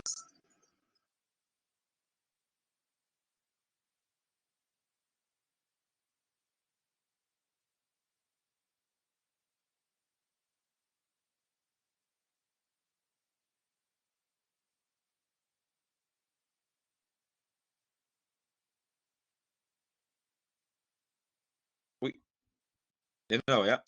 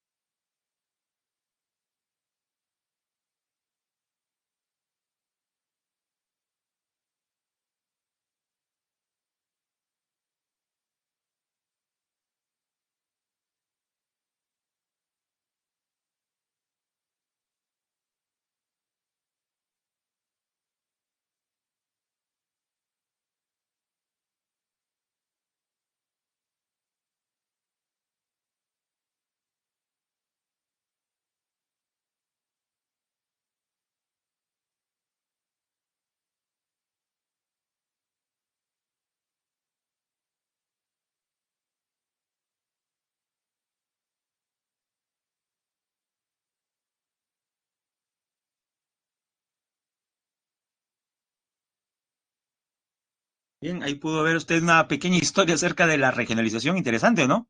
Que sí había en los inicios de la República un sector que quería el federalismo. Será una pregunta al aire, jóvenes, ¿no? ¿Qué hubiese pasado si hubiéramos optado en vez de Estado unitario por un Estado tipo Estados Unidos? Federal, con mayores recursos hacia los gobiernos subnacionales. ¿La historia sería distinta? Bueno, quedará simplemente como una pregunta, ¿no? ¿Qué hubiese pasado si? No queda otra. Bien, jóvenes, vamos ahora sí con las claves. Pregunta 1. El centralismo es un sistema político o administrativo que defiende la acumulación de las funciones de gobierno o de administración en un solo poder central. Este fenómeno es una herencia colonial, ¿no? Que nuestro país ha arrastrado hasta el siglo XX. Sin embargo, a partir del 2002 se impulsó la política de descentralización como política de Estado para solucionar problemas estructurales. De lo descrito, identifique los problemas que persisten como consecuencia del centralismo. A ver cuáles serían. Acceso desigual a los servicios básicos, verdadero. ¿Ah? 2. La baja calidad del servicio de la educación, también. 3. La supremacía del gobierno nacional. 4. Deficiente equilibrio de los órganos constitucionales. Bueno, aquí la clave, jóvenes, sería entonces la letra C, 1 y 2. ¿No? Marcamos la C, 1 y 2, los dos primeros, ¿no?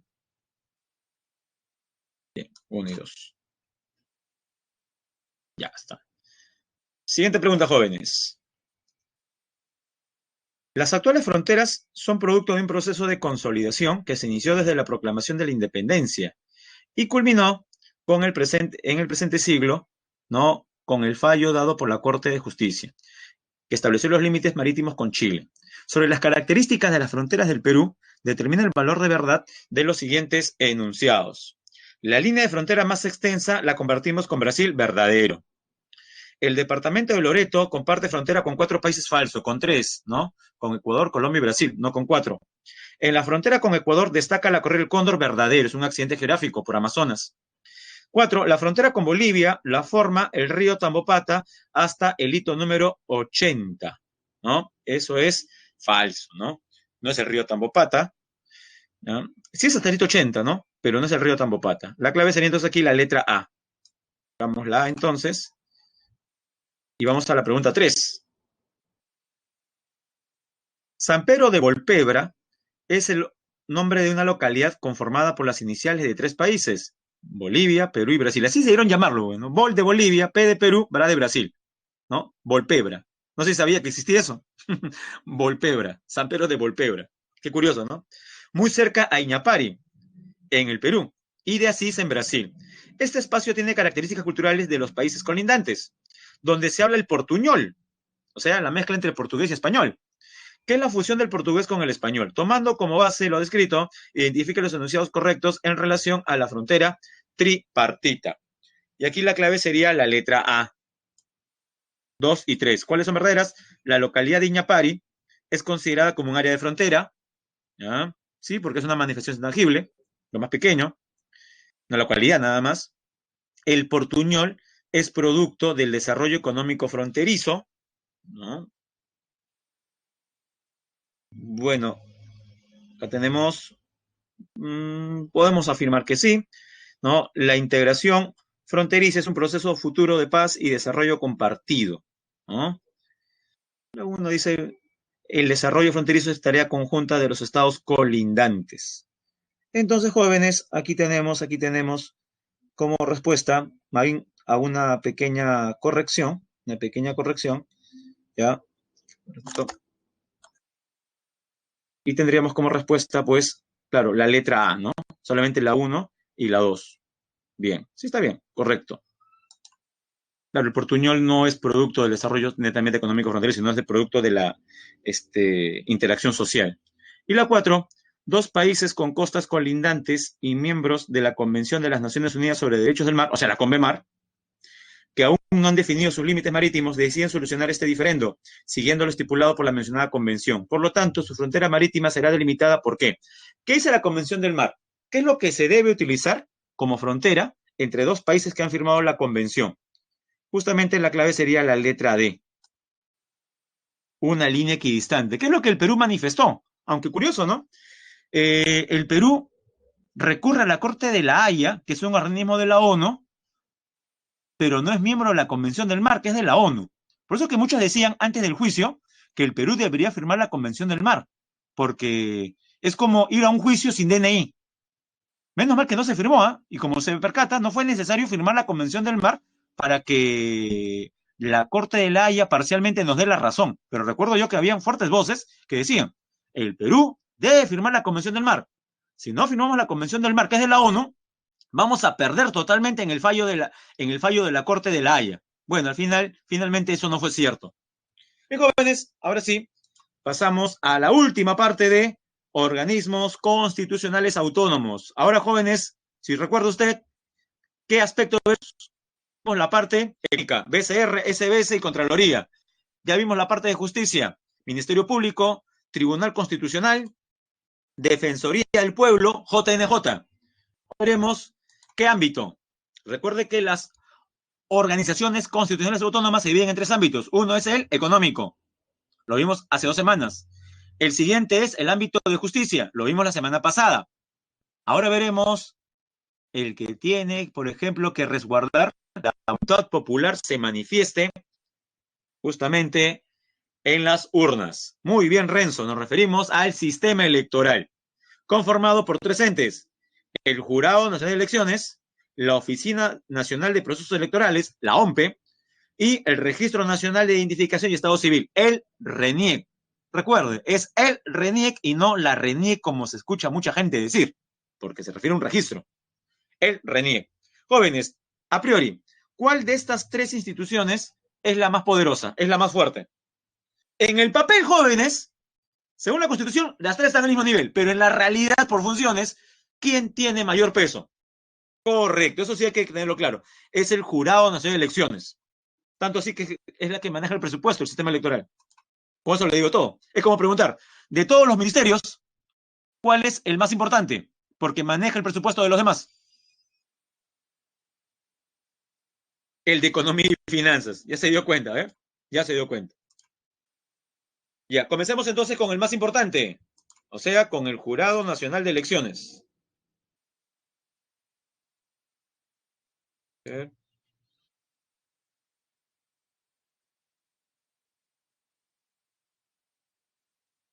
Jóvenes, vamos a... Se está demorando un poquito en cargar. Ya está. Primero, la presentación. ¿Qué es el sistema electoral peruano? Finalidad: asegurar que las elecciones sean la expresión auténtica, libre y espontánea de los ciudadanos. Ya está. Los escrutinios, o sea, la contación, el conteo, ¿no?, reflejen la voluntad del elector expresada en la urna por votación directa. Función básica: planeamiento, la organización y la ejecución de los procesos electorales, referéndum y otras consultas populares. Organismos: el Jurado Nacional de Elecciones, ahí está su simbología, las dos manitos dándose la mano. La OMPE, una manito colocando la cédula de sufragio en la urna. Y el RENIEC, que tiene que ver, ahí sale una huella digital con la identidad de las personas.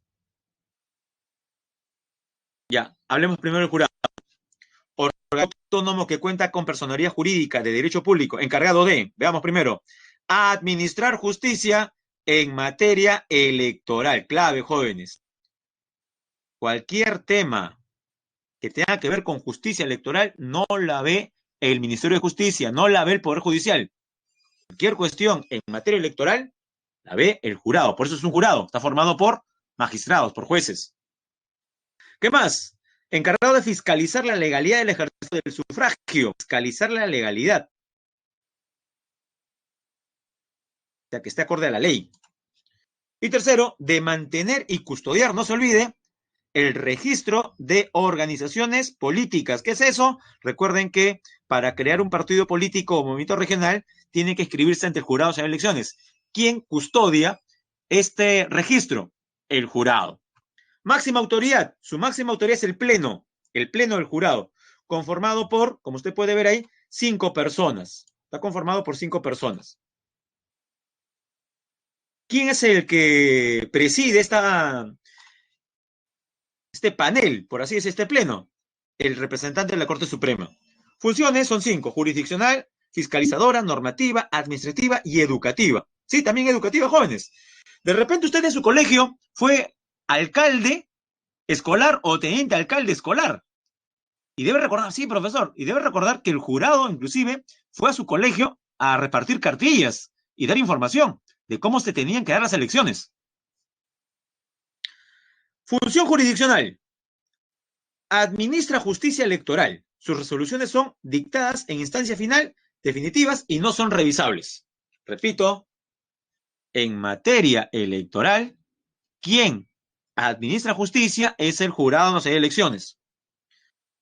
Más funciones: inscribe candidatos a la presidencia, resuelve apelaciones sobre inscripción de candidatos, declara las nulidades totales o parciales de los procesos electorales, proclama los resultados electorales, proclama los resultados, no los obtiene, y otorga las credenciales, convoca referéndum y consultas populares, se pronuncia en última instancia en los procesos de vacancia y suspensión de autoridades regionales y municipales, y los jurados electorales especiales administran en primera instancia justicia en materia electoral. Ahora, profe, ¿qué es eso? Jurado electoral especial. Es un ente que se encuentra dentro de jurados de elecciones. Aquí está la definición, miren. Son, sus siglas, JEE, son órganos de carácter temporal creados para un proceso electoral específico. O sea, para las elecciones del próximo año se van a crear jurados electorales especiales. Cualquier reclamo con respecto a un candidato se hace primero a los jurados electorales especiales. Ellos ven en primera instancia. Acciones al respecto, recién dictamina la solución final el jurado de elecciones. Termina el proceso electoral, por decir, estamos ya en agosto del próximo año. Ya hubo elecciones, ya hubo segunda vuelta y todo lo demás. Ya. Termina un proceso electoral, jóvenes, y estos jurados electorales especiales se desactivan. ¿Y cuándo se vuelven a activar? Cuando hay otro proceso electoral. O sea, son temporales, no se olviden.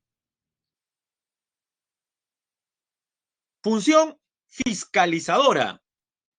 Fiscalizar la legalidad del ejercicio de sufragio. Ya lo mencionamos.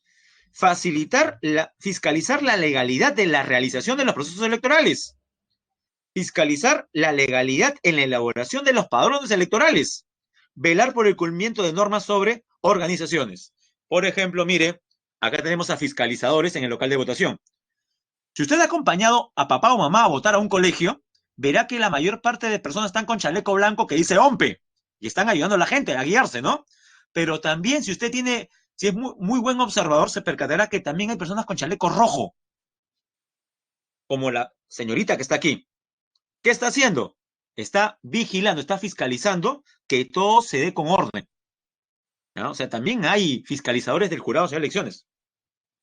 Profe, ¿qué está haciendo? No está whatsappeando, por si acaso.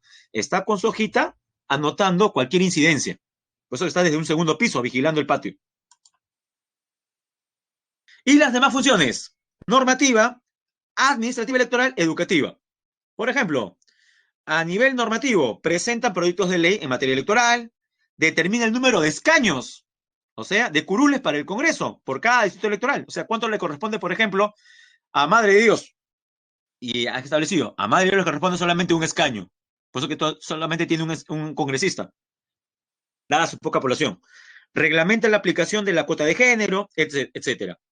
A nivel administrativo electoral, determina las circunscripciones electorales, o sea, cómo se va a dividir electoralmente el país. Presenta el presupuesto del sistema electoral, aprueba el padrón electoral y otorga dispensa por omisión al sufragio. O sea, si usted sufrió un accidente cuando iba a votar, no ha podido votar, está hospitalizado, y usted dirá, profe, es injusto que pague una multa. Ya, usted hace el trámite de omisión de multa aquí, en el jurado de elecciones. Y por último, educativa, ¿no? Campañas de orientación, como que se hacen en los colegios. Ahora hablemos, jóvenes, de la OMPE. Máxima autoridad en la organización y ejecución de los procesos electorales. El jefe de la OMPE es nombrado por la Junta Nacional de Justicia, igual que el de RENIEC, no se olvide. Función esencial: velar por la obtención de la fiel y libre expresión de la voluntad popular. O sea, de contar correctamente, ¿no? Funciones. Elabora todo el material electoral. Diseña y ejecuta programas de capacitación. Obtiene los resultados de los procesos electorales. Ojo, profe, el jurado no lo hacía. Recuerde, el jurado proclama los resultados. Dice, este es el ganador y entrega las credenciales. Pero quien obtiene mediante el conteo, ¿sí? Es la OMPE. Es la que obtiene los resultados. Recibe la solicitud y verifica los requisitos para la revocatoria de autoridades. Emite la constancia de verificación de firmas de la lista de adherentes para inscripción de partidos políticos. Brinda desde el inicio del escrutinio, del conteo, permanente información. Se va diciendo en la noche, a ver, eh, contabilizadas hasta el 27%, estos son los resultados parciales. Muy bien. Y por último, jóvenes, el RENIEC.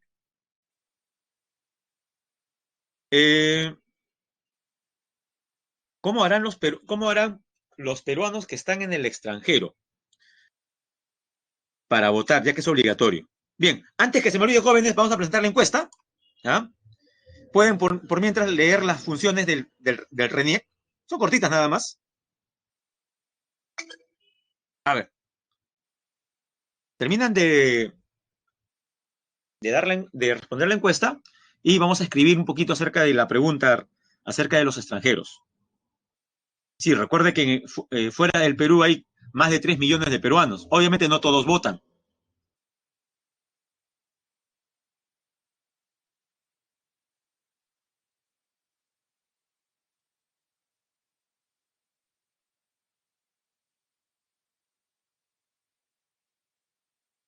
Y bueno, la situación es que no ha cambiado mucho, les diré.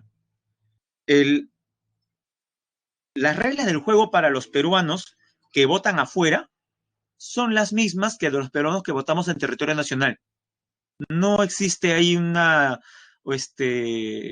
algún plus, ¿no? O sea, para ellos no es facultativo.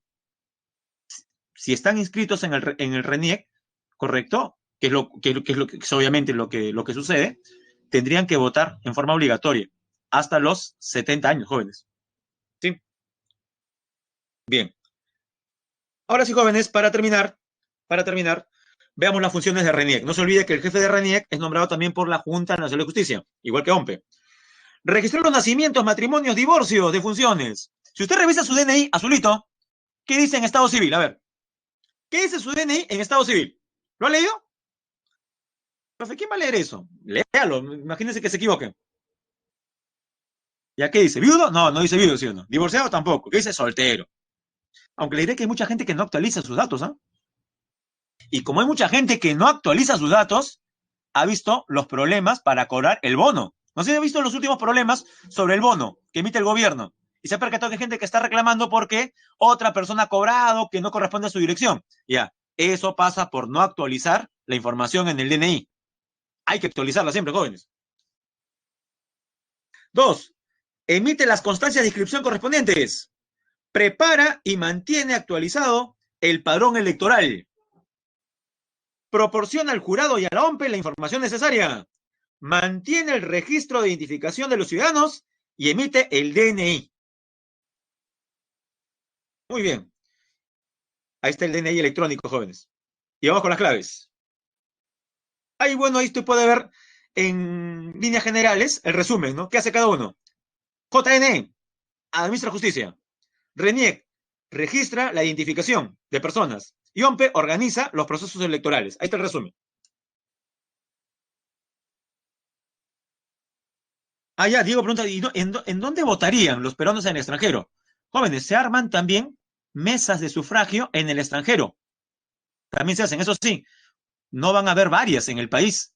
Por ejemplo, muchos peruanos tendrían que viajar de estado a estado, en el caso de Estados Unidos, porque tampoco en todos los estados se va a abrir.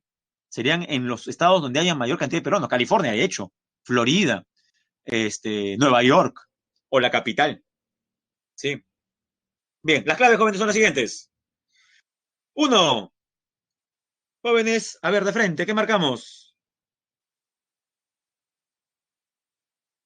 De frente, ¿cómo se llama el organismo que tiene la capacidad de excluir a los postulantes en primera instancia cuando se portan mal?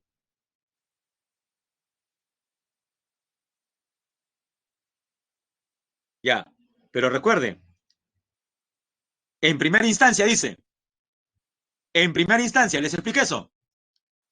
Correcto, tenga cuidado, la clave es la letra B, ¿ah? Uy, ¿verdad, profesor? Sí, a veces uno se emociona y dice, profe, ese jurado, sí, pero en última instancia. En primera instancia son los jurados electorales especiales, no se olvida. Ya, buena pregunta.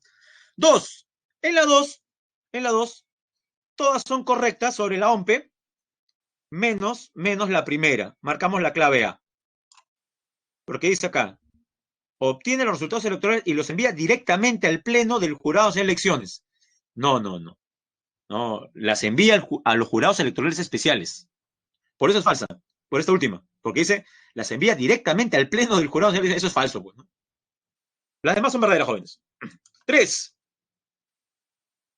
A ver, completamos los espacios. En el siguiente párrafo, completar los espacios. En épocas electorales, la participación de la OMPE es la de elaborar y proporcionar los padrones electorales, ¿ya? Eh, al jurado de elecciones, para que éste los apruebe y a su vez los remita a la Oficina Nacional de Procesos Electorales. Bueno, aquí sería en todo caso, el orden sería la D. Primero sería entonces RENIEC, me corrijo, ¿ya? En épocas electorales, ¿ya? La participación del Registro Nacional de Estado Civil, o sea, del RENIEC, es la de elaborar y proporcionar los padrones electorales. Claro, RENIEC elabora los padrones electorales, ¿ya? Al jurado de elecciones, para que éste los apruebe y a su vez los remita a la OMPE. La clave sería aquí la letra D. Y la última, jóvenes, y nos retiramos, ya. Defensoría, elecciones extraordinarias. Se ha registrado, indicó mayor número de incidencias. Estuvo relacionado con problemas de accesibilidad en personas con discapacidad a mesa de sufragio, reportándose 52 casos. O sea, hay personas que no pueden ir a votar correcta, hacerlo de la mejor manera porque no existen, por ejemplo, rampas para discapacitados. El organismo encargado de dar las facilidades, en este caso, ¿a quién sería? El organizador. La última, jóvenes, ¿a quién sería? ¿Quién tendría que colocar rampas en los colegios para que los discapacitados no tengan problemas en emitir su voto? Y la clave sería la letra B, la OMPE. Muy bien. Bien, jóvenes, hemos llegado al final. Vamos a pausar la grabación